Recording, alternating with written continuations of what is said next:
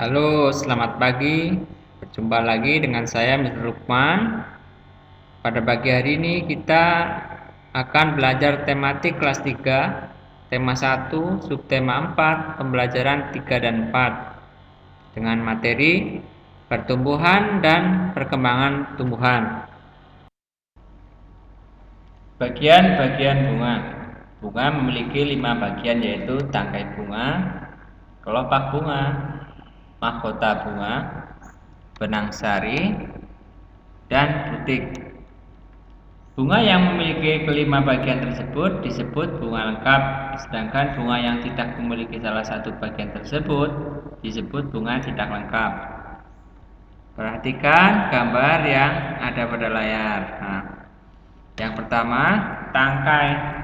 Tangkai itu ada di bawah. Tangkai bunga merupakan bagian bunga yang masih bersifat batang. Tangkai bunga merupakan bagian yang menghubungkan bunga dengan batang. Tangkai bunga berwarna hijau. Bagian pangkal tangkai bunga membesar membentuk dasar bunga. Berikutnya, kelopak bunga. Bunga yang belum mekar dibungkus oleh kelopak bunga. Kelopak bunga menempel pada dasar bunga dan biasanya berwarna hijau. Kelopak bunga akan terbuka pada saat bunga mekar. Berikutnya, putik. Putik merupakan alat kelamin betina bagi tumbuhan. Putik terdiri atas kepala putik, tangkai putik, dan bakal buah. Dalam bakal buah terdapat bakal biji. Berikutnya, benang sari. Bagian bunga seperti benang yang ada pada layar mempunyai kepala dan berisi serbuk adalah benang sari. Bagian ini merupakan alat kelamin jantan pada tumbuhan. Benang sari dikelilingi oleh mahkota bunga. Kemudian yang paling atas, mahkota. Mahkota bunga merupakan perhiasan bunga. Warna, bentuk, dan aromanya bermacam-macam. Bagian inilah yang menjadi ciri khas sekuntum bunga. Ciri khas bunga itu bermacam-macam ya. Oke, lanjut. Setelah mempelajari tentang bagian-bagian dari bunga, maka kita akan mempelajari tentang perkembangbiakan umbi. Umbi adalah bagian tanaman yang mengembung dan tertanam di dalam tanah. Sebenarnya, umbi adalah cadangan makanan bagi tumbuhan. Umbi dapat berfungsi sebagai alat perkembangbiakan. Jenis-jenis umbi ada 3, yaitu umbi batang, umbi lapis, dan umbi akar. Berikutnya contoh tumbuhan yang berkembang biak dengan umbi. Perhatikan gambar yang ada pada layar. Contoh tumbuhan yang berkembang biak dengan umbi batang. Contohnya kentang, engkoang, umbi jalar, talas. Kemudian yang berkembang biak dengan umbi lapis, yaitu bawang merah, bawang putih, dan bawang bombay. Berikutnya, yang berkembang biak dengan akar yaitu wortel, jahe, kunyit, dan masih banyak contoh yang lainnya. Apa persamaan dan perbedaan antara umbi batang, umbi lapis, dan umbi akar? Persamaannya yaitu sama-sama menyimpan cadangan makanan.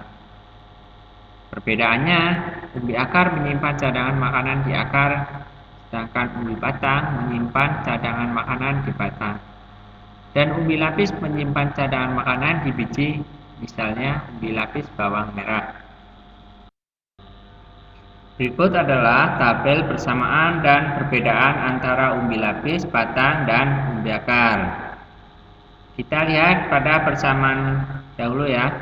Persamaan yang pertama, terdapat dalam tanah tempat menyimpan cadangan makanan, dapat digunakan sebagai alat perkembangbiakan. Sekarang pada tabel perbedaan. Pada umbi batang terbentuk dari batang yang mengembang, tumbuh tunas pada bagian umbi batang, dan memiliki akar tunggang.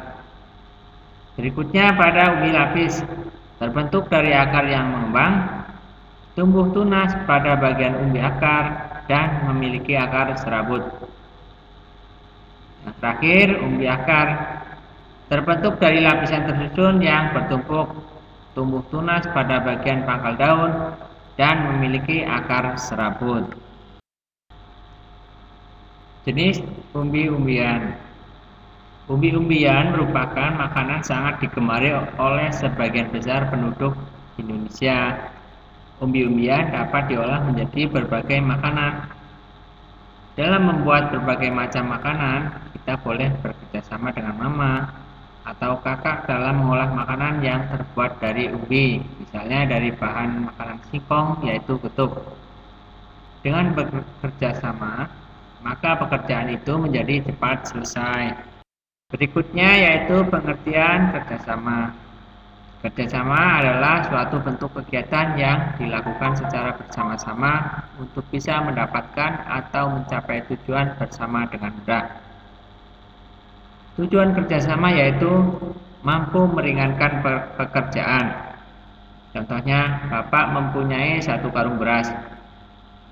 Karena 1 karung beras itu berat, Bapak minta bantuan dari teman-teman Bapak. Nah, setelah teman-teman Bapak bantu, pasti pekerjaan Bapak menjadi ringan kan? Ya, pasti ringan.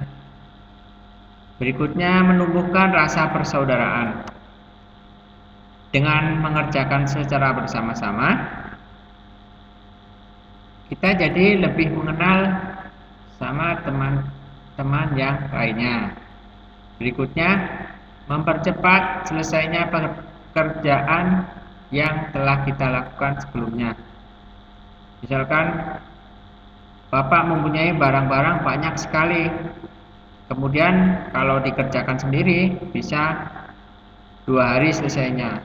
Tetapi kalau dikerjakan dengan bersama-sama, bisa dalam 1 hari sudah selesai. Ya, itu artinya mempercepat selesainya pekerjaan. Bentuk-bentuk kerjasama beraneka ragam, misalnya kerjasama di lingkungan rumah, di lingkungan sekolah, dan kerjasama di lingkungan masyarakat.